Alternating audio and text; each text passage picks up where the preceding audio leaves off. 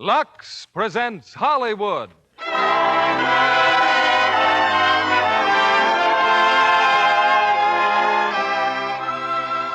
Lever Brothers Company, the makers of Lux Flakes, bring you the Lux Radio Theatre, starring Katharine Hepburn and Robert Taylor in Undercurrent. Ladies and gentlemen, your producer, Mr. William Keighley.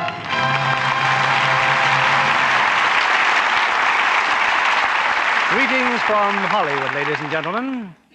From time to time, as we pass each other on the narrow drive that leads to our respective homes, I scrape fenders with one of my most charming neighbors, Katharine Hepburn. But in spite of our frequent and more friendly contacts, I found Katharine very difficult to lure before a microphone.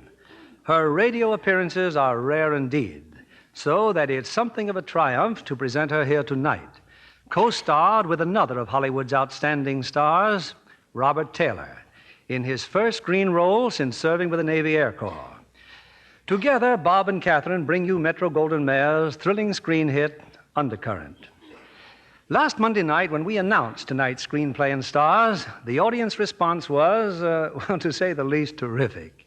And I might say that the same is true of audience reaction when it comes to Lux Flakes. Hundreds of listeners who've used Lux Flakes to care for precious fabrics have written us their appreciation. I only wish I had time to answer them in person. But I'm sure that the help which Lux Flakes offer is an answer in itself. And your loyalty to our product enables us to bring you such exciting fare as Undercurrent, with such brilliant stars as Katharine Hepburn and Robert Taylor. They appear, respectively, as Anne Hamilton and Alan Garroway, as the curtain rises on our first act.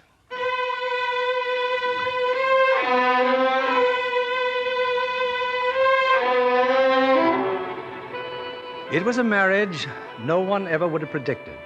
Anne Hamilton, reserved, unaspiring, and Alan Garroway, the wealthy, celebrated inventor of the Garroway distance control. Garroway brought his bride to Washington. Their first night there, he displayed her before a large, select group of friends. When the friends had departed... Oh. Anne, darling, what is it? I thought they'd never go, Alan. Oh, you shouldn't have. What, darling? I shouldn't have what? You shouldn't have married me. Your friends asked them. They know it was a mistake. Anne, please. Darling, I can't help it. I didn't even know what they were talking about. They were laughing at me, Alan. I know they were. But I was proud of you. Alan, I was so lost among them.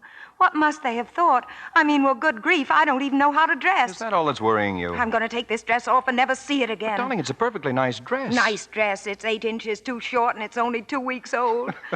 Alan, you're stuck with a wife who doesn't know how to dress. She doesn't even know how to behave. We'll go shopping tomorrow, darling. It won't do any good. By tomorrow night, you'll be the best-dressed woman in Washington. You're already the loveliest. Oh, I'm sorry to be such a boob, but I want so much to be right for you. Will you shut up? I'll learn. I really will. I'll learn to talk like your friends. I'll learn to be like them. I don't know how the heck I'll do it, but I'll do it. If you do, I'll kill you. Darling, just tell me one thing. Who do you belong to? You. Well, that's all. That's all that matters. Is it, Alan? Is it? Mm-hmm. And if you ever forget that, you'll be very sorry.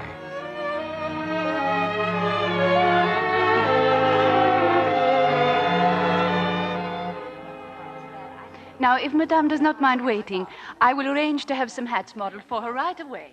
Well, darling? Of course, I just don't believe any part of this. A mink coat, a beaver jacket, 14 gowns, 12 pair of shoes. Relax, will you? If I relax, I'll drop dead.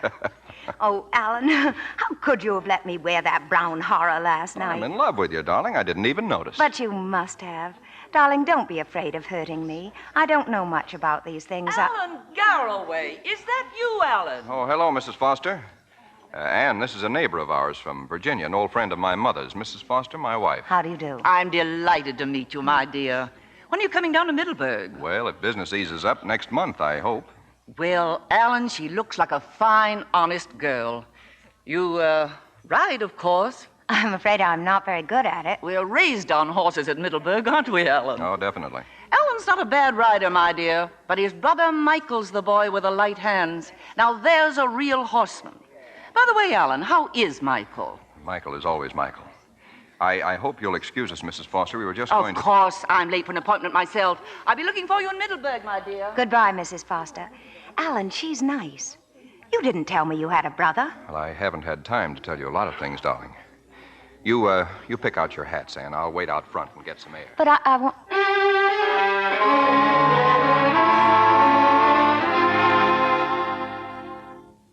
Alan, what's wrong, darling? You've seemed so troubled since we came back from shopping. You were surprised to learn I have a brother. But what a nice surprise. Where is he, Alan? Spoiled my first day alone with you. It's so typical. Good old Mike. I meant to tell you about him, Anne. I've been putting it off, but one of these days we'll have to go to San Francisco. Our factory's there, and you'll meet people who know Mike, who adore him. He does that to people. My mother adored him. He was her favorite. Alan, please, if you drop When him my off- father died, Mike and I took over the business. I was the engineer. That's when I started working on my distance control. We'd been making plenty of money when suddenly we began to run out of funds. At first, I couldn't figure out why. Mike must have thought I was an imbecile to do it the way he did. It was just like putting his hand in the cash register. He was stealing from you, your own brother. Yes. Mike had bought a ranch in the country. He'd spend a lot of time there. Liked to give parties. Anyway, I drove out to see him. Fortunately, he was alone. When I told him what I'd found out, he said that I'd never do anything about it. Not while Mother was alive. And I didn't. Mother was an invalid. She died the next spring. Please don't, Alan. Well, there's not much more to tell. After she died, Mike just disappeared. Last I heard, he was in the Army. That was over 3 years ago. He disappeared because he was afraid of what you might do to him. Well, maybe, but Mike's not afraid of me. I keep thinking he's alive somewhere and hating me the way he must. I even felt I didn't have the right to marry you. Don't say that, Alan. He can't hurt us if we never let him come between us. Why should he? What's Mike got to do with us? Nothing, Alan, nothing. So we'll never think about him or speak about him again. But if anything ever does come up, you'll tell me, Alan. You'll let me know. Nothing ever will. Darling, I'm so deeply sorry for you. But I'm glad you've told me because it means you're not as sure of yourself as I thought you were. You need me even if it's only to help you forget. Yes, I do need you, Anne. You may have a no-good brother, but you're going to have an awful good wife. I'm so grateful to you for so many things. It's as though you'd led me by the hand into a strange and wonderful world, a world to dream of.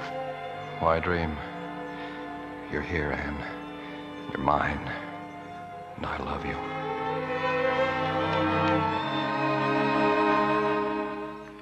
Well, good afternoon, Mrs. Garroway. Did you have a nice afternoon shopping? Oh, yes, Mrs. Hildebrand. Any messages? No messages, madam. That means all your invitations for tonight have been accepted. Mrs. Hildebrand, I don't know what I'd do without you. The perfect housekeeper. How many dinner parties have we given this month? Is it 210 or 211? This is your 6th, madam. Oh, I beg your pardon. Would you mind looking at the table? I took the liberty of arranging the place cards. You know, a strange thing happened this afternoon at a bookshop. Mr. Garroway left a book there months ago to be rebound. He must have forgotten all about it. It's a volume of English poems. I'm glad I found it. Yes, madam. Oh, you'll notice I put Judge Putnam on your right. What? Oh, yes. And who's this one, Mrs. Hildebrand? Who is Mr. Henry Gilson? A new congressman from the Midwest, madam. I wondered why you'd placed him in the doorway. He's no one important, Mrs. Garroway. Ah, that explains it. If that is all, madam, I'd better see to the hors d'oeuvres. Sorry, Henry Gilson. You're just not important, poor guy. We have something in common, you and I. Now, me, I think you are important. Henry, you and Mr. Justice Putnam are changing places. There. Now tell me, Congressman Gilson, just what part of the Midwest do you come from? Just what part of the Midwest do you come from? Iowa. Oh, I love Iowa. So big and full of corn, isn't it? Yes, ma'am. Yes, it certainly is. Excuse me a moment. Shall we go into the other room for coffee? It was such a lovely dinner, Mrs. Garroway. Thank you, Mrs. Postgate. Oh, ma chérie, your gown. What exquisite taste you have. Thank you, Madame Lefebvre. Oh, Anne, just a minute. Thank you, Mr. Yes, darling, what? Anne, are you trying to be rude to Judge Putnam? Why on earth did you seat him practically in the doorway? I thought the draft might do him good. He seems so stuffy. I invited him here for a reason. You know that. Oh, I'm sorry, darling. I don't know what got into me. I'll make it up to him right away.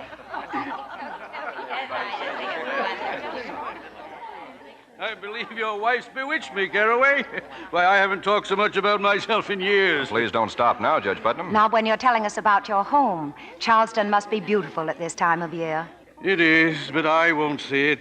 Sometimes I feel it really belongs to the people who take care of it, much more than it does to me. Well, that's a very generous attitude, sir. Not only generous, I think, but wise. My father always says how foolish we are to think that we ever really possess anything in life. What do you mean, Anne? Well, I think Judge Putnam understands. No one ever really owns anything.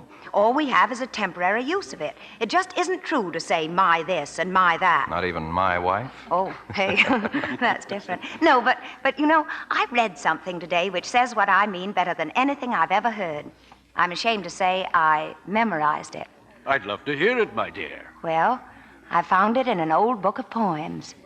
This particular poem was marked, and I thought to myself, the man who marked this poem is someone I understand and who understands me. Remember it, Alan? Remember what? My house, I say. But hark to the sunny doves that make my roof the arena of their loves. Our house, they say, and mine, the cat declares and spreads his golden fleece upon the chairs, and mine, the dog, and rises stiff with wrath if any alien foot profane the path. That's charming, Mrs. Garroway. Well, I may have left out a line or two, but that's the general idea. Anne, I think Dr. Fort would like another brandy. Oh, of course. You see, Judge Putnam, poetry is one of Alan's hidden vices. Excuse me. It's a wonderful girl, Garroway. Yes, she is. I'm a very lucky man.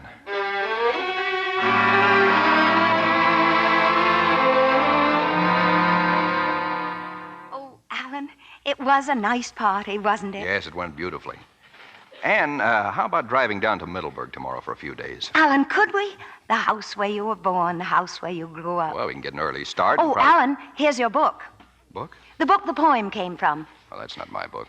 But it is, darling. You sent it in to be rebound, remember? I'm afraid it's a mistake. But they had the name, Garroway, Middleburg, Virginia. No, it's a mistake.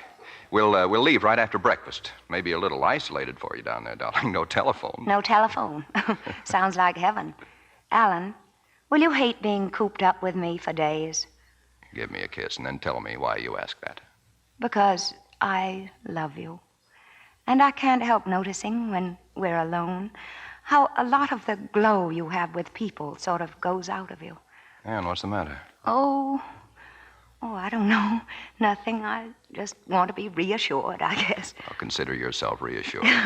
About this book. If it is a mistake, I suppose I'll have to return it, but I hate to. What's the penalty for stealing books? Will you stop shoving that book at me? Can't you see I don't want to discuss it? Alan. Don't you know by now whose book it is? Even memorized the poem he marked. I told you it wasn't mine. It's his. It's Michael's. He got you, didn't he, Anne? The sweet, gentle boy who loved poetry. He understands you. Isn't that what you said? I only memorized it because I thought it was yours. Yes, of course you did. And that was very unfair of me. I shouldn't take it out on you the way I feel about Mike. Please forgive me. I forgive you, Alan.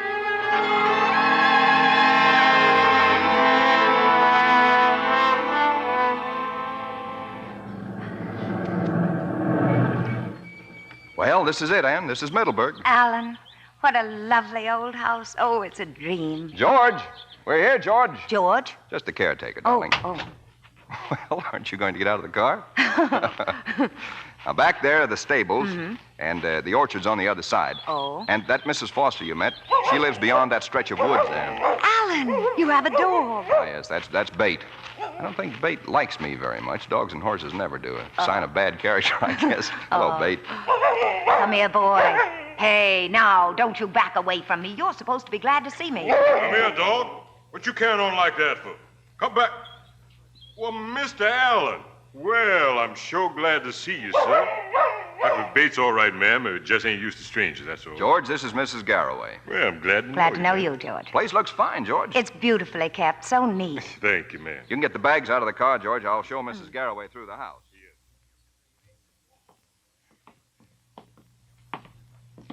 I've saved the living room for the last, Anne. Well, here it is. How charming. Well, I suppose it could be. It's a little grim right now. Not grim, darling. A little lonely, perhaps. A little unused. I'll open a shutter. Alan, I've been looking for pictures. I'd like so much to see a picture of your mother. Everything all right, sir? Oh, yes, George. Come in. Isn't there a picture of your mother somewhere? Well, there used to be, ma'am. I took them down, Anne. I've stored away most of the personal stuff. Oh, I just... Would you like to drive over to Mrs. Foster's? Now? Well, not if you're tired, dear, but I wanted to speak to her about buying a section of those woods we passed. You go ahead, darling. I'll unpack while you're going. All right. I'll be back by dinner time.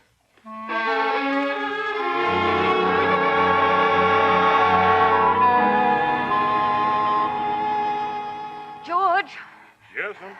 Mr. Garroway hasn't returned yet? No, ma'am. Well, did you have a nice walk? George, I just came from the stables. There was someone there. He just about scared me to death. A colored man, ma'am? Big and fat? Yes. I'll teach that old Ben. No, it's all right, George. He went away. Ben, he's plumb out his head, ma'am. He don't mean no harm. I chase him off, but just keeps on coming right on back. He kept talking about the horses in the stable. I'll fix you a nice cup of tea, ma'am. No, George, wait. He warned me about the black stallion. Oh, yes, ma'am. He's a devil, that horse. Please don't go near him. He's Mr. Michael's horse, Ben said. Yes, ma'am. He was. I think I will have that cup of tea, George. Good and strong, please.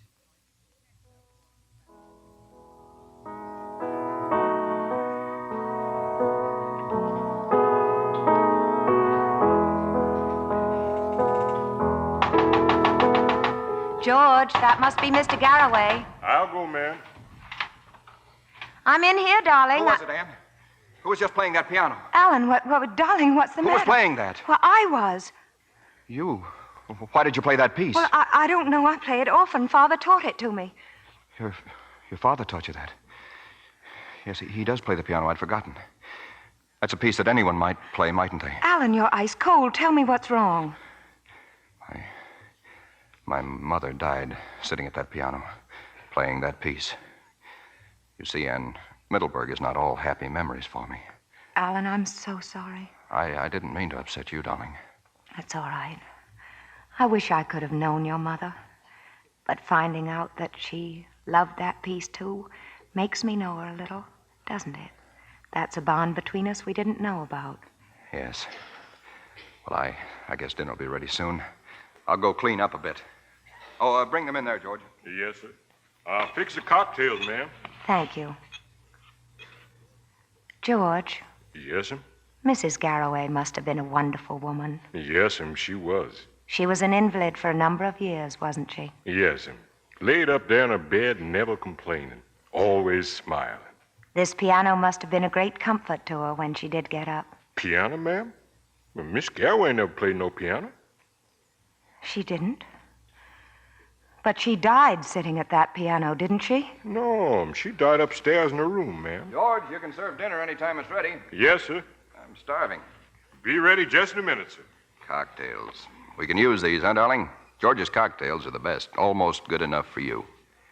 Well, to us, darling. Yes, Alan. To us.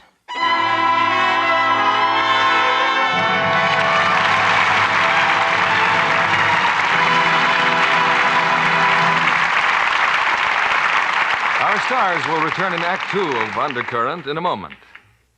Libby, you look positively dreamy-eyed. What Prince Charming are you thinking about now? Oh, not a prince, but a king. Charles II of England. Hasn't he been dead since 1685? Yes, but Douglas Fairbanks, Jr. makes his romantic and adventurous exile really come alive in Universal International's new picture, The Exile. Douglas not only stars, but he wrote and produced the picture, too. He had his hair dyed dark for his role as King Charles, and my, he's handsome. Athletic as ever? Oh, yes, indeed, John. You know, he's one of the few Hollywood stars who performs his own stunts for the camera. He had a very narrow escape during the filming when he fell 19 feet to the ground from a windmill. I understand there are some beautiful women in The Exile, too. Oh, but definitely. There's Miss Maria Montez as the beautiful Countess in her most dramatic role to date. And Douglas's own discovery, an absolutely lovely blonde, Miss Paul Crocet. Quite a cosmopolitan pair. Maria Montez was born in the Dominican Republic, wasn't she? Yes, and Paul Crocet in Tahiti. She's also lived all over Europe and the Far East. There was a lot of travel talk the day I was visiting them, and a lot of chatter about one thing, how to live out of a suitcase. You'll be interested in this, John. Paul told Maria and me her favorite traveling trick. She always had her maid tuck a box of Lux Flakes into her suitcase. A tip to any traveler who wants to look fresh from tip to toe. Especially down to her stocking toes. Luxing stockings at night is so easy, And nylons dry so quickly, they're ready to put on again in the morning, fresh and smooth fitting. By luxing stockings frequently, a girl doesn't need to carry so many extras or own so many either. That's right, Libby, because scientific strain tests prove that nylons last twice as long with Lux. That's just like getting an extra pair every time you buy a pair of stockings. It was really amazing how much more quickly stockings went into runs when they were washed with a strong soap or rubbed with cake soap. Another thing girls like about Lux is the way it keeps nylon stocking colors fresh-looking longer. That's important with the new dark shades that are so smart now. Right, Libby. It's no wonder that so many girls count on Lux Flakes to keep stockings lovely longer. Here's William Keeley, your producer, at the microphone. Intermission's over, and it's time for Act Two of Undercurrent, starring Katharine Hepburn as Anne Hamilton and Robert Taylor as Alan Garroway.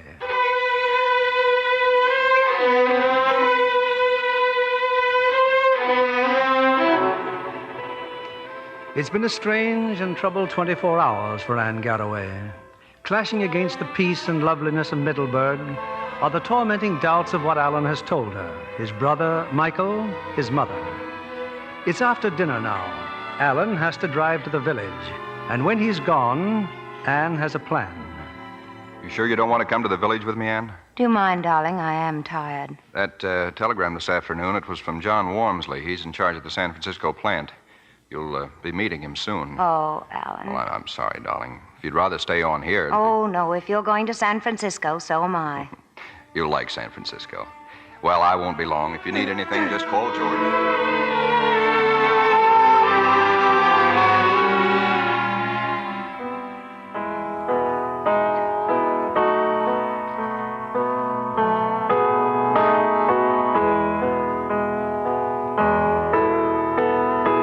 George, what is it? Miss Garroway. I said, what is it, George? Nothing, ma'am. Nothing. What were you afraid of just now? You knew I was in here. No, ma'am. I heard the car drive off, and I thought you'd gone, too.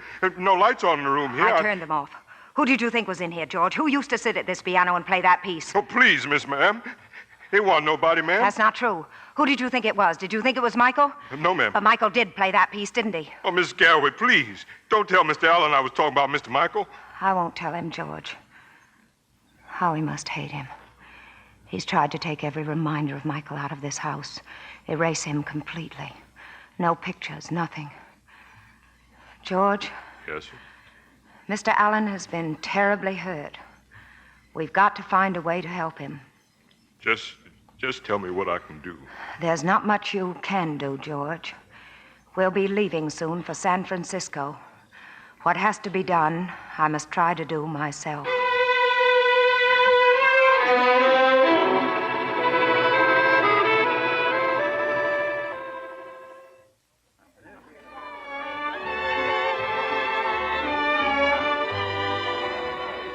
I'm a prize dope, Anne.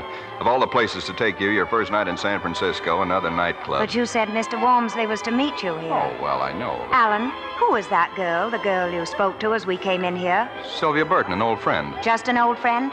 Well, sort of. You jealous? You bet. She's far too lovely for an old friend. You want to know something? Yeah. You've got it all over, Sylvia, in every way. People wouldn't even notice her with you in the room. Darling, you're wonderful. Catty about every other woman. Good evening. Oh, hello, Wormsley. May I present Mrs. Garroway? How do you do? I'm very glad to meet you, Mrs. Garroway. Pull up a chair. How are things going? Very well, sir. Things are really breaking in Seattle. I suggest you fly up there as soon as you can. What's the matter with Henderson? Can't he handle the new business? Well, there's not much he can do without real authority, sir. He has as much authority as you have. Not quite, sir. Anyway, I brought some contracts along. If you care to look them over. Do you mind, darling? No, you go ahead and look them over. I'll run into the powder room for a moment. I just saw Miss Burton. Did you? Has your wife met her yet? Those contracts, Wormsley. Let me have them.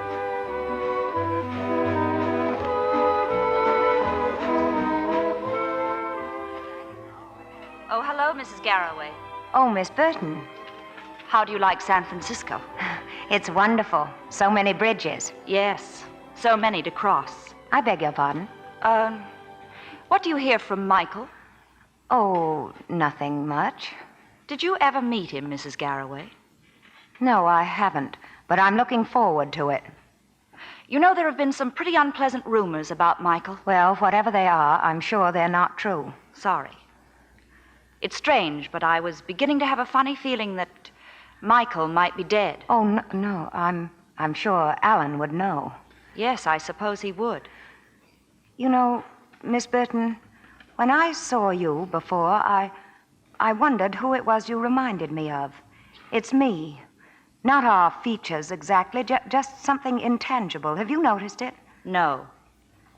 Is that your glove on the floor there? Oh, thanks. Maybe it's the way we dress or walk or something, or maybe... Miss Burton. Miss Burton. Why, that's funny. Why should she just walk out like that?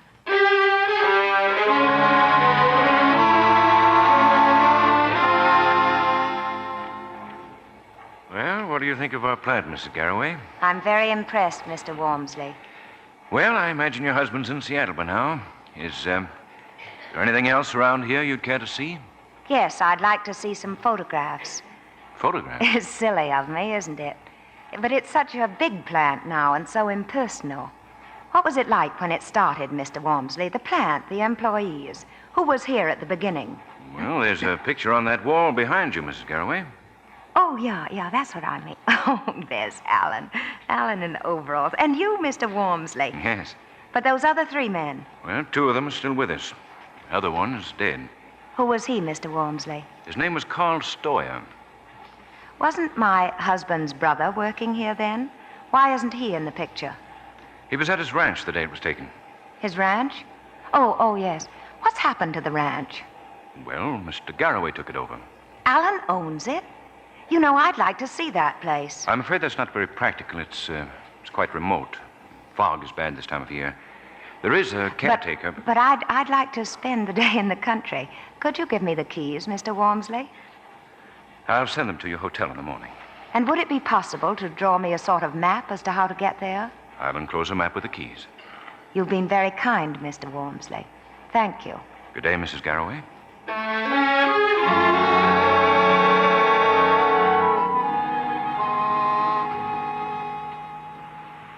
Looking for someone, miss? Oh. Hello.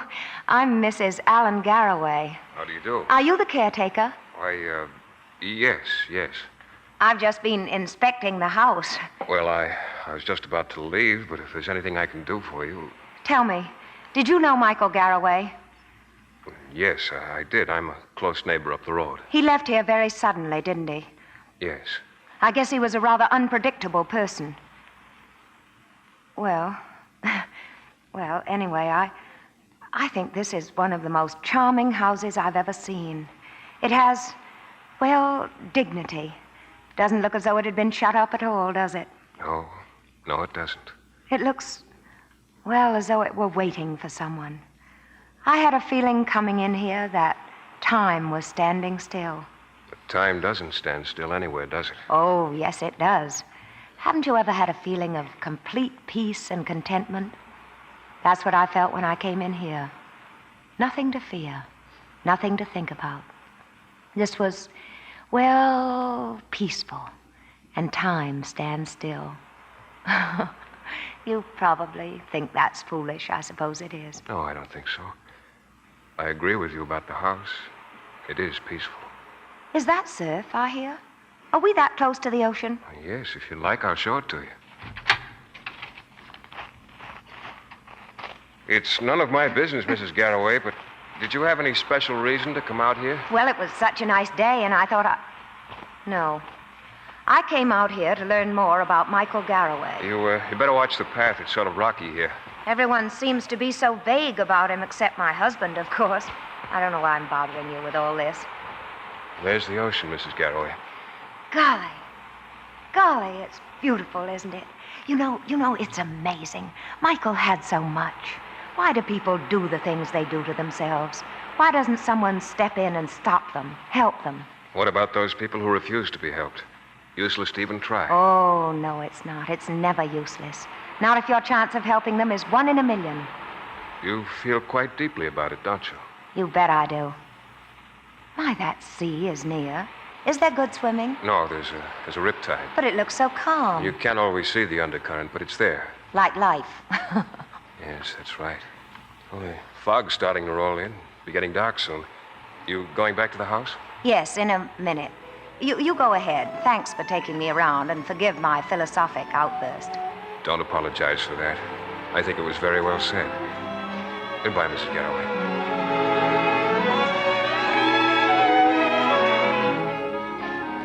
His house. Michael's house. Just as he left it. But walls can't talk, and books and chairs and... What are you doing here? Alan! What are you doing here? Alan, you frightened me so. I came here looking for something. I asked you not to pry. I asked you to forget about Mike. Alan, you didn't leave Seattle just because... Ormsley telephoned me. He said you'd ask him for the keys. Yes, I thought it was important that I come. You're my wife, Anne. You've never even seen Mike. And yet he's managed to get a hold on you and make trouble between us. Darling, I'm only He trying... had a diabolic cleverness about pushing people around. Always knew how to get his own way. You keep saying had and knew. Alan, is he dead? How should I know if he's dead? I hope he is. Alan, how can you? How much do you think I can stand? He's got you sneaking around corners trying to find out things about him. Well, what have you discovered? I'm here to help. Let's find out everything we can about him. A man who likes music and books, wouldn't you say? The strong, silent, philosophical type. He'd have read your poetry and told you whimsical stories about his neighbors. You'd have fallen for that, wouldn't you, Anne? Alan, I'm sorry. I know you're sorry, but that doesn't help. Why couldn't you do as I asked? If there's anything else you want to know, ask me now. Don't ask Wormsley or the natives or the bellboys at the hotel. Ask me.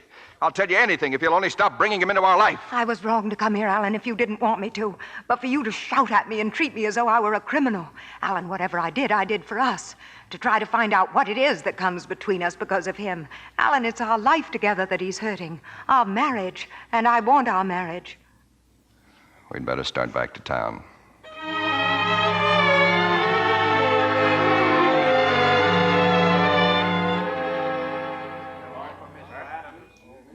Do you want to go up to our rooms, Anne, or would you rather have dinner first? I'd rather go up if you don't mind. I'd like to. Alan, wait. What's the matter? Listen. Oh, Garroway shrewd, all right. His plan was all set for reconversion. Garroway knows all about reconversion. Did you ever see his wife? Anne, please. No, I want to listen. I saw her in Washington the day they arrived. She couldn't have looked dowdier. Of course, the poor girl had on her Sunday best, but really... We can go up now, Alan.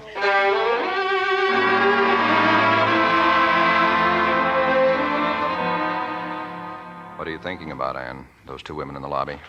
You going to let a couple of gossips throw you? I'm thrown by the truth.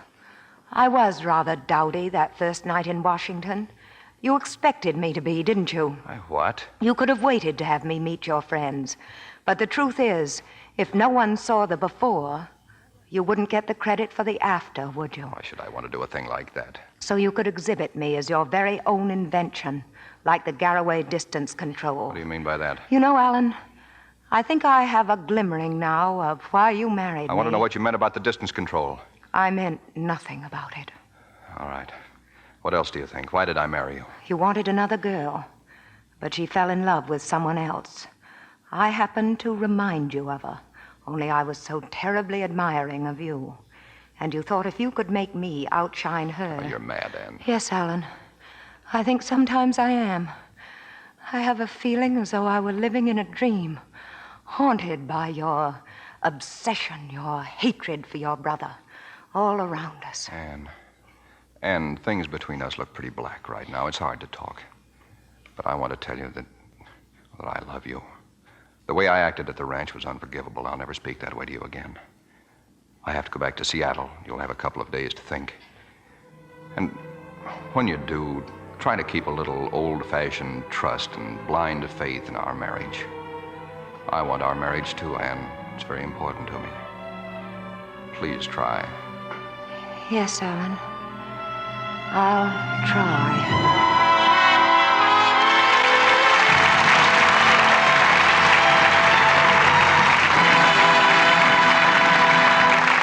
We pause now for station identification. This is CBS, the Columbia Broadcasting System.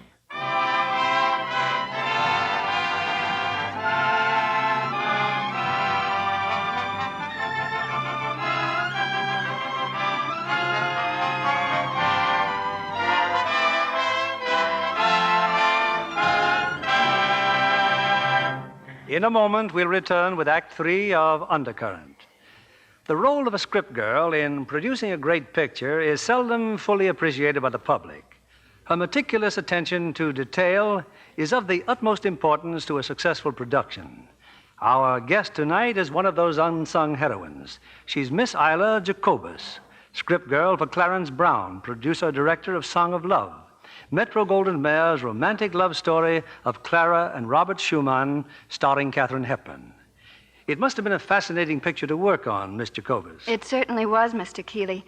I learned so much about the life of Schumann, and the music in the picture is so thrilling. With Paul Henry to interpret the sensitive and celebrated composer, Robert Walker as Johannes Brahms, Henry Daniel as Franz Liszt, and a brilliant supporting cast, it's bound to be a superb picture. Especially with Katharine Hepburn as Schumann's devoted wife, who inspired some of his greatest music. Well, Katharine brings glamour and rare ability to every role. Her performance here tonight confirms that. She looks stunning, too, in Song of Love, in Clara Schumann's romantic 19th century costumes. And Mr. Kennedy would certainly have been impressed with the gentle care those costumes got. You mean Lux care, of course, Miss Jacobus. Naturally. Replacing one of those costumes would have meant a lot of time and expense. So when a garment had to be freshened for retakes, they always used Lux flakes. And the studio wardrobe mistress told me that kept replacements down to a minimum. You must learn a lot of interesting things in the course of your work, Miss Jacobus. But none more important than clothes care, Mr. Kennedy. Important to any girl, I mean. I wouldn't trust my own blouses and nice washables to anything but Lux. I figure when experts choose Lux flakes, it's wise to follow their advice. Yes, the experts know how much longer Lux Care keeps washables lovely. Actual tests have proved that wrong washing methods fade colors discouragingly soon. Lux Care kept them lovely up to 3 times as long. That's important to any girl these days when prices of new things are so high. Today, more than ever, Lux Care is thrifty care.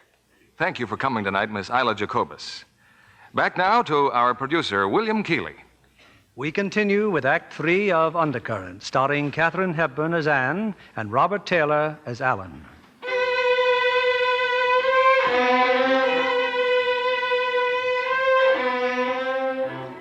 It's the following morning. With Alan back in Seattle, Anne is making an uninvited call on Sylvia Burton. It's very nice of you to see me, Miss Burton. You have a reason for coming here? There are some questions I'm trying to find the answer to. I'm rather curious about a few things myself. As far as Alan is concerned, I despise him. Does that answer one of your questions? Not quite. I love him. But it's not Alan I want to know about. It's Michael. I can imagine. All I know is that he and Alan had a terrible fight. Michael disappeared. But he seems to be coming up more and more in our lives, wherever we go, whatever we do. I've got to know more about him. My marriage, my happiness, my future seem to depend on it. And you'd like to know how close Mike and I were? Well, we weren't. I tried, but Mike wouldn't have it. I used to think it was because he had some sort of funny sense of loyalty since I'd met him through Alan. He was that thing you have to look for with a microscope, a gentleman. And that's the man your husband spread those lies about stealing money. I believe my husband, Miss Burton. Nonsense. You think he's lying. I know he is. Why? Because I've been through this myself. When Mike disappeared, I went crazy trying to find out what had happened to him. And did you find out? Only that he'd been at his ranch. That was the last anyone saw of him except your husband. You see, I still think Mike is dead. You mean he was killed in the war? No, I don't mean he was killed in the war. Why hasn't he written to someone? His friends at the plant, his neighbors at the ranch, or 100 other people he knows. Lots of us would like to know what happened at that last meeting, Mrs. Garroway. Ask your husband. What kind of a fight was it, and what happened to Mike? How dare you speak to me this way, Miss Burton? I should never have come here. Forgive me. It isn't such a shocking idea, Mrs. Garroway. Not when you've lived with it for a while.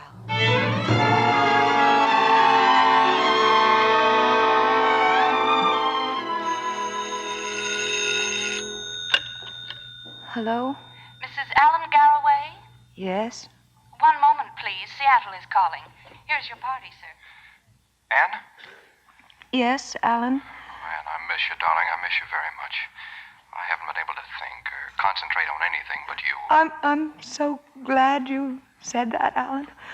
I'm so confused. Don't, darling, don't. Anne, I have to leave for Baltimore in the morning. I can't very well get out of it. That's all right, Alan. I think it could work out well for us. If you like, you could go on to Middleburg, take the train. By the time you get there, I'll be through in Baltimore and can join you. Yes, Alan, yes. I'm going to devote the next few weeks to us, Anne. We'll have a real honeymoon in Middleburg. You wait and see. I love you, Anne. I love you.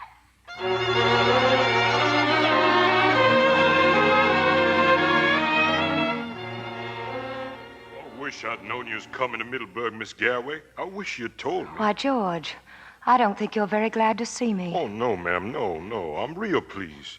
When will Mr. Allen be here? He'll be here later tonight. George, why do you wish I'd let you know I was coming here? Well, just so I'd have a little time to fix things up. Such as out there, George, out there by the stables? A little time to tell whoever it is out there to go away? Miss Garroway, there's nobody out there, Miss Garroway. I don't mean old Ben either. Just now, when I was walking, the dog saw him. Bate saw him. Bate was all excited, jumping up and down and wagging his tail. But you didn't see nobody, ma'am. No, I didn't. It was too dark, and I was frightened, I suppose. I came straight back here. Oh, let it pass. Please, Miss Garroway, let it pass. I can't, George. I'm not frightened now. I'm going to go back to the stables and look for myself.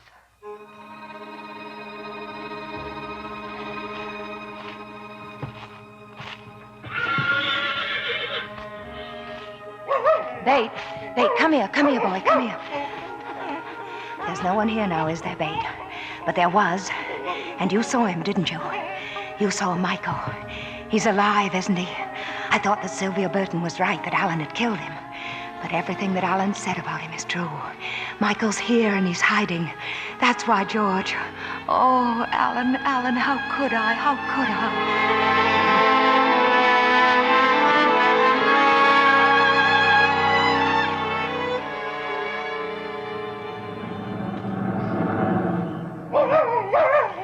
It's all right, Bates. You can stop barking. It's no way to welcome me home. Hello, Alan. Mike. Take it easy. Better keep our voices down. Your wife's in the house. You've seen my wife? Don't worry, she didn't see me. Why did you come back? Wouldn't you rather know why I went away? I didn't steal any money, Alan. You've been a long time denying it. It'd be kind of tough to prove. You had the books pretty well rigged. But that's not what kept me away. It was Carl Steuer. Steuer's dead. Yes, dead and buried. Just a nice old German refugee who lived for one thing only, to get back at the Nazis. Do you remember that invention he was working on? Every man at the plant was working on an invention of some kind or other. That's right. But only Steuer died. The coroner said it was an accident. He fell down the cellar steps. What's that got to do with me? It's got a lot to do with you. Steuer had a pet name for that invention of his. His fan, he called it. He used to say, "My fan will fix the Nazis. Your brother and me, we know. Someday my fan will pay them back." Fan. I couldn't figure it out until it dawned on me that fan is a German word. It means distance. Fernsteuerung. Long distance control.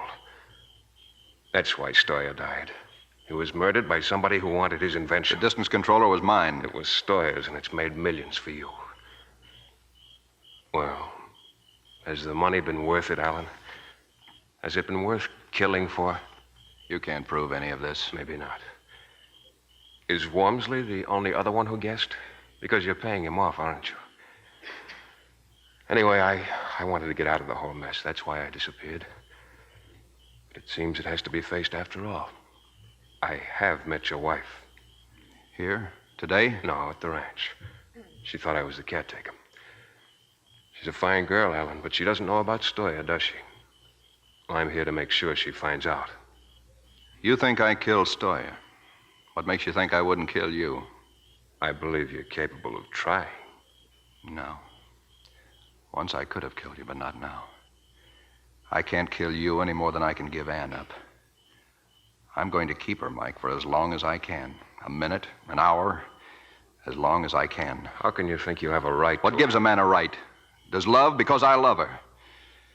You can take everything else, but not her, Mike, not her. I never thought I would, but I'm crawling to you.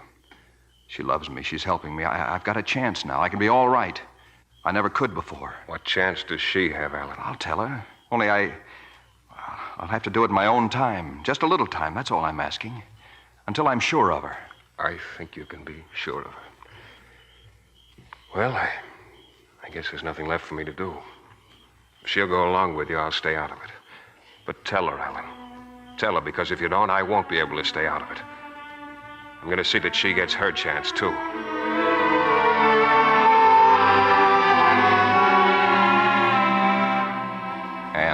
Anne, darling. Wake up, dear. I'm back. Alan. Oh, Alan, oh, forgive me, darling, forgive me. Forgive you? I've been so wrong, Alan. I've got to tell you something, and I'm so deeply ashamed. I thought such crazy things about you. I thought you'd killed your brother. No, darling, listen to me. I thought that. And I was going away and never see you again. You were going to leave me? I couldn't have stayed. I couldn't have endured. You couldn't have endured living with a murderer. But it's all over, Alan. I know he's alive. I'm able to breathe again. Yes, Anne, it's over. No one will ever come between us again. Alan, I want you to listen to me. You remember that I once told you that Michael was your obsession? Yes. I was wrong. I think he's my obsession.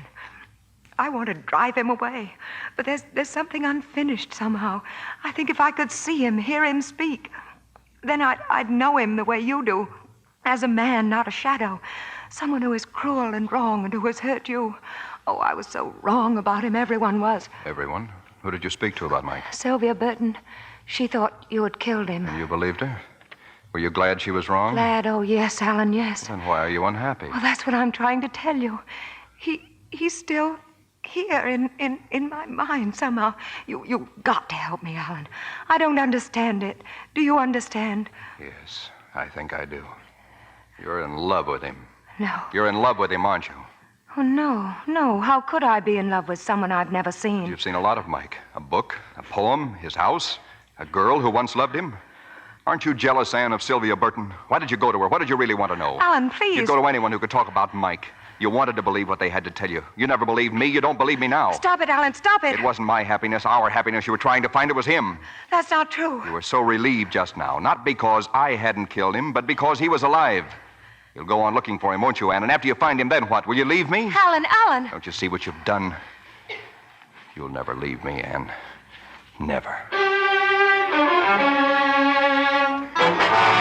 George! Good morning, Anne. You're up early. George! You sleep well? George is gone. I sent him into town. He won't be back until evening. Alan, no. I thought I'd go for a ride. That stallion will break down the stall unless he gets some exercise. I thought we could, Why are you trembling, Anne? Here, sit down. Have some coffee. Alan, Don't be afraid, Anne. Fear is no good. I know. But now I'm finally free.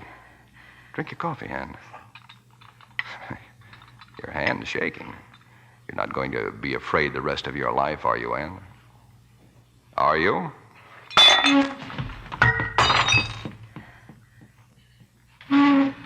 Why run to your room?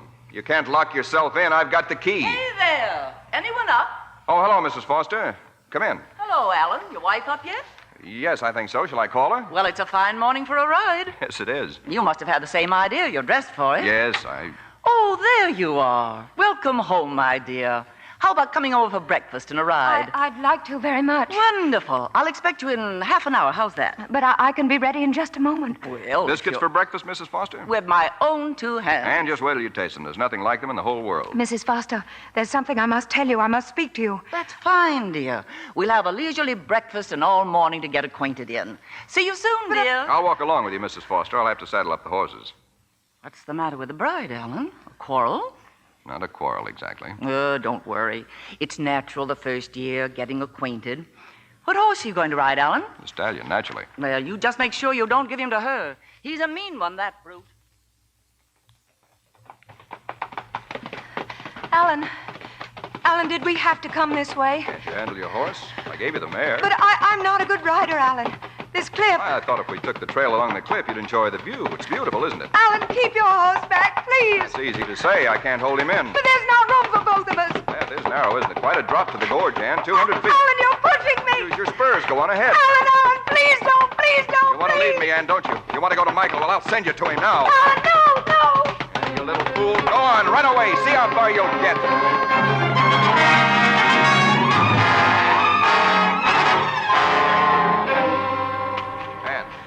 Anne, what happened? Did your horse throw you? It's quite a bruise on your head, or did you hit a low branch? Hurts, doesn't it, Anne? But nothing is going to hurt you anymore. Michael. I'm going to kill you, Anne. They'll think you broke your stupid little neck when your horse...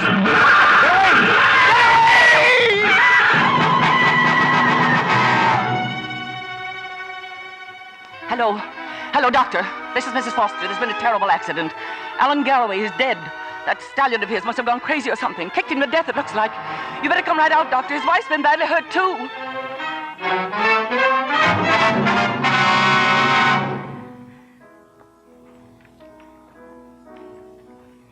That music's beautiful, Anne. Who's playing? My father. He always does well by Chopin. I like your father, Anne.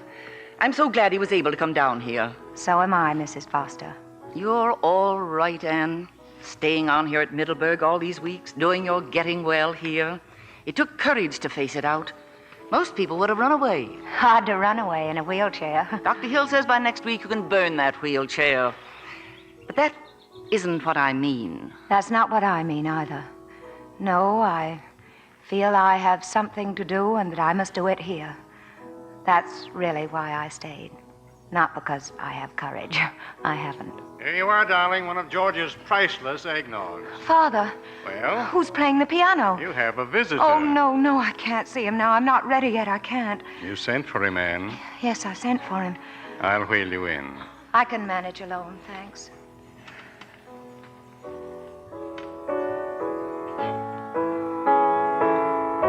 You're Michael, aren't you? Yes. I'm sorry, Anne. I should have told you that day at the ranch. I think I knew. Not at the ranch, but afterwards. I think I knew. You sent for me. Yes. I think I'd have come in any case. I was just waiting until you were well. It seems I'm a very rich woman. Yes. It's wrong for me to have it. It belongs to you, Michael. No. No, it belongs to someone who's dead now. Carl Stoyer. His heirs, possibly. They must have it, then. Michael, I'm a bad liar. I didn't send for you because of the money. The lawyers could have handled that. I wanted to know you. Now that you do. I'm happy to know you, Michael.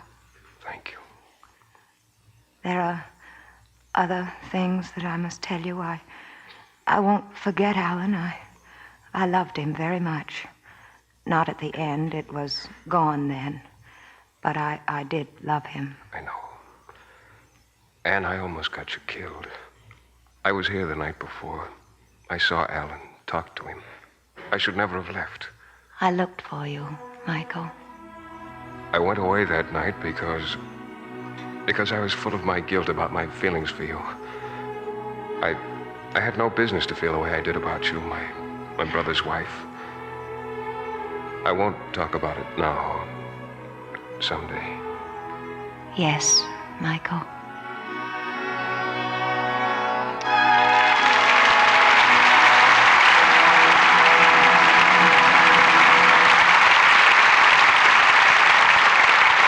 Our stars will return for their curtain calls in a moment.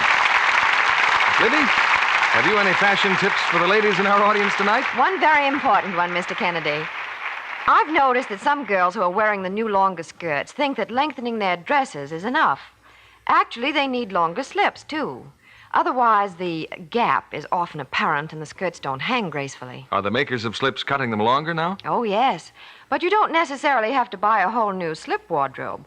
Why, imagine how annoyed Lux girls would be. After all, their Lux slips still have lots of good looks left in them. Well, naturally, I know that Lux Care keeps slips lovely longer, but how can it make them longer? Well, it can't do that, John. But there are some simple tricks a clever girl can work. For instance, she can sew a deep lace ruffle on the bottom of a too-short slip. Gain a good 2 or 3 inches that way. Or cut an even strip off the slip near the bottom and fill in with lace insertion or a contrasting color. Then stitch back the snipped-off piece with a deep seam. All that lace sounds pretty, Libby, but is it practical? Why, of course, with Lux Care. If careless girls wash a slip the wrong way, handle it roughly or use strong soap or hot water, why, naturally it'll be sad-looking in a short time. The color will fade and the lace is apt to tear. But after all, practically everybody knows that with Lux Care, undies stay lovely 3 times as long. Actual washing tests prove that. As a matter of fact, Libby, Lux girls can afford more new slips on their budget, too. Instead of replacing drab, faded ones so often, they can use that money to buy extra new ones, have 3 times as many slips without spending any more. Here's Mr. Keeley at the microphone. I'm sure we never could have enough of stars like Katharine Hepburn and Robert Taylor. And here they are back at the footlights to receive our thanks for 2 superb performances.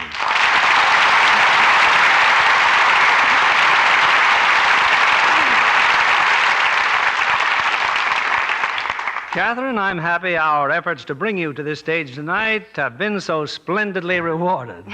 I'm glad you feel I didn't let a good neighbor down, Bill, and I'm certainly happy Bob got back from his hunting trip in time to join us. Well, as much as I like hunting and fishing, I wouldn't have missed tonight's show, Kate. Flying your own plane must be very handy in getting you to where the fish are biting, Bob. That's a big help when your time is limited. I understand, Katharine, that your newest picture is about to have its premiere in New York. It opens at the Music Hall on Thursday, Bill. Your pictures have always been favorites at the Music Hall, Kate. And the advanced critics here agree how wonderful you are in those concert sequences. Yes, Barbara and I saw the picture at the studio, and the scenes with you at the piano were really great. Well, praise from Caesar is praise indeed. That's right, Bob. You did used to be a musician, didn't you? Well, I studied music at Pomona College until I got sidetracked into pictures. From what the preview fans said about your new Metro-Goldwyn-Mayer picture, The High Wall, you were certainly sidetracked in the right direction. Well, I hope they like it. On the subject of pictures, what's the news for next week, Bill? Next Monday night, we usher in our 14th year on the air. And to celebrate, we're bringing our audience one of the greatest works of an author whose popularity has never been equaled.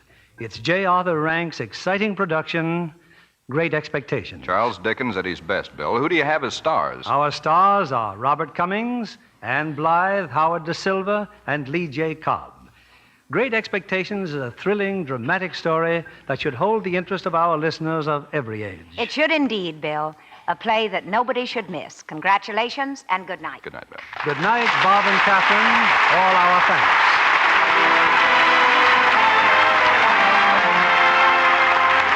Lever Brothers Company, the makers of Lux Flakes, join me in inviting you to be with us again next Monday evening when the Lux Radio Theatre presents Robert Cummings, Anne Blythe, Howard Da Silva, and Lee J. Cobb in Great Expectations. This is William Keeley saying good night to you from Hollywood.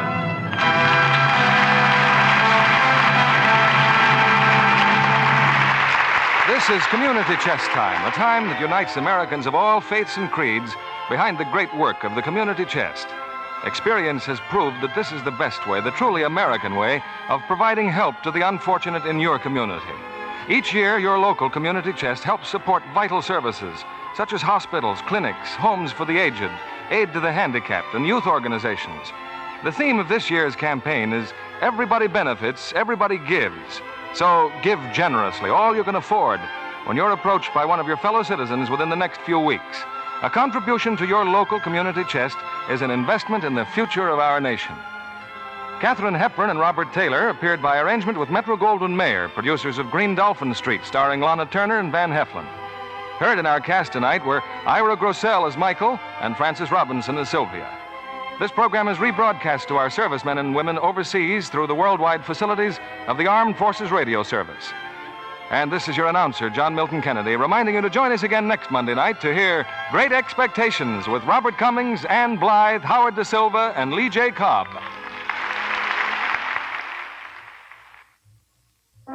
Spry, when you bake and fry. Spry, for your cake and pie. Spry, it's your shortening pie. Rely on Spry. For lighter, better-tasting cakes, try Spry, the pure, creamy, all-vegetable shortening with the special cake-making secret. Hear them say, boy, what a cook. Rely on Spry. S-P-R-Y. Be sure to listen next Monday night to the Lux Radio Theatre presentation of Great Expectations with Robert Cummings, Anne Blythe, Howard Da Silva, and Lee J. Cobb. Stay tuned to My Friend Irma, which follows immediately over most of these stations. This is CBS, the Columbia Broadcasting System.